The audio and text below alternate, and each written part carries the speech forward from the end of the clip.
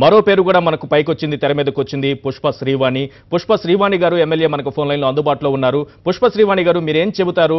ఇప్పటికే అనేక మంది ఎమ్మెల్యేల పేర్లు తెరపైకి తీసుకొచ్చి పార్టీలో ఒక గందరగోళం సృష్టించాలనేటటువంటి ఉద్దేశంతో టీడీపీ ప్రయత్నిస్తోందనే ఆరోపణలున్నాయి. ఇప్పుడు తాజాగా మీ పేరు వచ్చింది.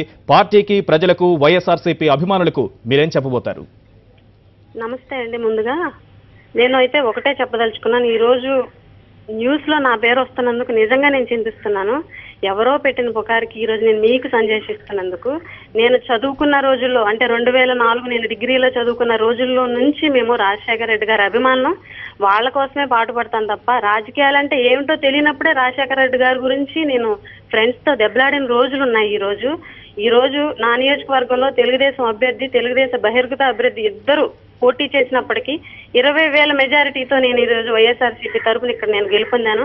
అంటే నా ప్రజలందరూ కూడా వైఎస్ఆర్సీపీ తరపున్నారు. వాళ్ళ మనోభావాలు దెబ్బతినే ప్రయత్నం కానీ తెలుగుదేశం ప్రభుత్వం, ఈరోజు తెలుగుదేశం పార్టీలో ఏముందండి? ప్రజలకు ఏం చేయగలుగుతుందండి? ఈరోజు అధికారంలోకి వచ్చింది. ఏ స్కీములన్నా పేద బలహీన వర్గాల వారికి ఏమైనా చేయగలుగుతుందా టీడీపీ ప్రభుత్వం? అటువంటి టీడీపీ ప్రభుత్వంలోకి మేము వెళ్తున్నామని చెప్తున్నారే, ఈ రోజు తెలుగుదేశం ప్రభుత్వం వాళ్ళ నియోజకవర్గాల్లోకి వెళ్ళలేని పరిస్థితి. ఈరోజు మేము ప్రత్యక్షంగా ఉన్నాం కాబట్టి, ప్రతిపక్షంలో ఉన్నాం కాబట్టి ధైర్యంగా నియోజకవర్గాల్లోకి వెళ్ళగలుగుతున్నాం. ఒకవేళ మేము ప్రభుత్వంలో అధికార పార్టీలోకి వెళ్తే మమ్మల్ని చెప్పులతో చీపులతో తరిమి కొడతారు. నేను ఒక వైఎస్ఆర్ కాంగ్రెస్ పార్టీ కార్యకర్తగా జగన్ గారి దగ్గర ఆయన పనిచేయడానికి ఇష్టపడతాను, కానీ వేరే పార్టీలోకి వెళ్లే ప్రసక్తే లేదు. మేము ఎన్నటికీ జగన్ గారి వెంటే ఉంటాం. రైట్, మీ కమిట్మెంట్ స్పష్టంగా అర్థమవుతోంది. కానీ ఇక్కడ మీరు అన్నట్టుగా సంజాయిషీ కాదు, జస్ట్ క్లారిఫికేషన్ మాత్రమే ఇది. టీడీపీ నాయకులు సృష్టిస్తున్నటువంటి గందరగోళానికి సంబంధించి ఒక క్లారిటీ మీ దగ్గర తీసుకోవాలనే ఉద్దేశంతో అడగడం జరిగింది. మరోవైపు మీరు ఏం చెబుతారు? ఎందుకు ఈ రకమైన కుయుక్తులు పన్నుతోంది, ఇలాంటి మైండ్ గేమ్ ఆడుతోంది ప్రభుత్వం అని ఏం చెప్పగలుగుతారు? ఇప్పుడు మీరు గమనించే ఉంటారు, మొన్న జరిగినటువంటి తెలంగాణ ఎమ్మెల్సీ ఎలక్షన్ అప్పుడు ఓటుకు నోటు కేసు విషయంలో ఎలాగా ప్రలోభ పెట్టాలని చూశారో, అదే టైంలోని టీడీపీ ప్రభుత్వం వాళ్ళు కేసీఆర్ ప్రభుత్వానికి ఒకటే అన్నారు, బేరసారాలు ఆడుతున్న గవర్నమెంట్ మా ఎమ్మెల్యేలందరినీ తీసుకెళ్లిపోతుందని. ఈరోజు వీళ్ళు చేసేది ఏంటండి? బేరసారాలు కాదా? ఈరోజు ప్రతిపక్షం ప్రజల పక్షాన పోట్లాడి అసెంబ్లీలో ఎక్కడ మాట్లాడి చర్చించి ఇరుకుని పెడుతుంది అధికార పక్షానని చెప్పేసి ఒక మైండ్ గేమ్ క్రియేట్ చేసి ప్రజల దృష్టి మళ్లించడానికి ఈ రోజు చేసే ప్రయత్నం తప్ప వేరే ఏం కాదు. ఇంకో దానికి కూడా మేము చింతిస్తున్నాము. ఈరోజు మీడియా అంటే ప్రజల సమస్యలను ప్రభుత్వం దృష్టికి వెళ్ళాలి, ప్రభుత్వం చేసేటువంటి పనుల్ని ప్రజల దృష్టికి తీసుకెళ్ళాలి. ఇటువంటి పార్టీలు మారుతున్నారు, ఇలాంటివి నిజమైనవైతే రాయొచ్చు, కానీ అబద్ధమైనవి రాసి మీడియా కూడా ఇటువంటి ప్రయత్నాలు చేస్తున్నందుకు నిజంగా చింతిస్తున్నాము.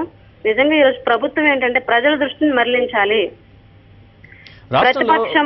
ప్రతిపక్షము రేపొద్దున బడ్జెట్ సమావేశాల్లో ప్రజా సమస్యల మీద మాట్లాడకూడదు అన్న ఒక మైండ్ గేమ్ తో తప్ప వేరే ఉద్దేశం కాదని చెప్పేసి నేను భావిస్తున్నాను. స్పష్టంగా అర్థమవుతోందండి. ఒకవైపు బడ్జెట్ సమావేశాలు ముంచుకొస్తున్నాయి, మరోవైపు రాష్ట్రంలో ఇన్ని సమస్యలు ఉంటే ఈ సమస్యలకు సమాధానం చెప్పుకోవాల్సిన పరిస్థితుల్లో ఉన్న ప్రభుత్వం ఇలాంటి మైండ్ గేమ్ తో ప్రజల్ని డైవర్ట్ చేయడానికే ఈ ప్రయత్నాలు చేస్తోందని మనం భావించవచ్చా? మీరేం చెప్తారు?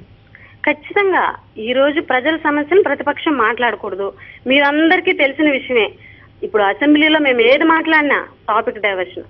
మన కాల్మనీ విషయం అంత గొంతు చిచ్చుకొని మేము మాట్లాడితే ఆ టాపిక్ డైవర్ట్ చేసి రోజా గారిని సస్పెండ్ చేశారు.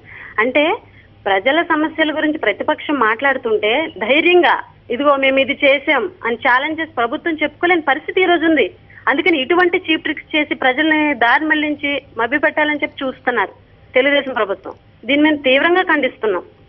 రైట్, టీడీపీ ఏం చేస్తోందని మేము టీడీపీని వైఎస్ఆర్సీపీని వదిలి టీడీపీలోకి వెళ్లాలని అనేక మంది ఎమ్మెల్యేలు ప్రశ్నిస్తున్నారు. మీరు అదే ప్రశ్న లేవనెత్తారు. మీకు జగన్ నాయకత్వం మీద ఆయన పైన ఉన్నటువంటి నమ్మకం ఎలాంటిదో ఒకసారి చెప్పండి.